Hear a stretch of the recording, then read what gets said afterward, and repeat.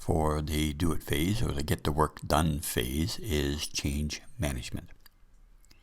It has often been said that once you start a project, you should not allow any changes because it will have an impact on your project, time, scope, things that need to be done, and cost and quality. I'm going to show you that that's not necessarily good thinking at this particular point in time in the new way that we do projects. The discipline of project management has come to realize that when you roll out a project, people don't always know what they need to know, and sometimes they come up with some better ideas of how to make your project or the product that you're trying to produce better. So the new thinking is at least listen, but have a gatekeeper for change control. So don't just say no changes, but have a mechanism where you do change control. As you can see from this diagram here, we have a cop there that opens or closes the gate depending on what the change is, and that individual does an assessment, processes it, rejects it, or defers it. And this individual, when it comes to project management, is really the project manager. So the individual or the gatekeeper for change control is the project manager.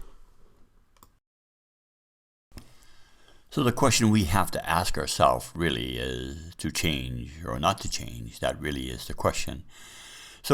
But we should be open to the idea of change. And what we present here is a process that you need to go through, and you need to educate everybody, all your stakeholders, everybody involved in your project, of how this process actually works.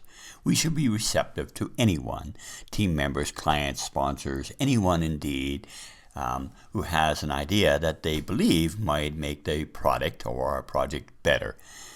And then what we basically do is we get them to fill out a standard request. You can create your own request or use the templates that are provided in the course resource area.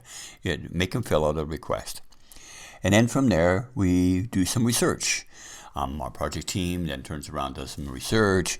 We make a decision of whether that is going to be accepted, the scope change, the thing they want changed, whether it's going to be accepted or not accepted. And we give it the sign of approval, and only when it's approved, now do we modify it, include it into our baseline, include it into our project, and it becomes part of what we need to do.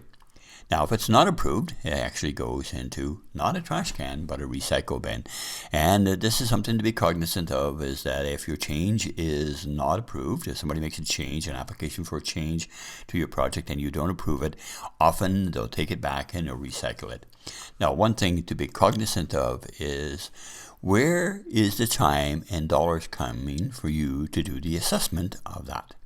So the way to handle that, because you haven't built it into your project, is whenever somebody makes a change request to you, is make a guess it's going to take you X number of dollars and X number of time for you to evaluate their change request and ask them for that money up front as part of the request.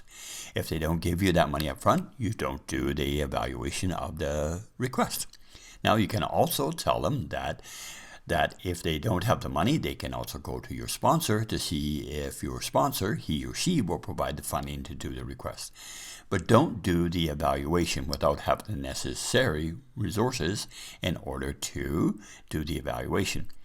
And once you've done the evaluation, if you improve the request, make sure before you implement that request that you get the necessary resources in order to facilitate that particular change. So even though I say, and best practices say, that you should endorse or encourage changes, one should be very much aware of what happens when a change is approved.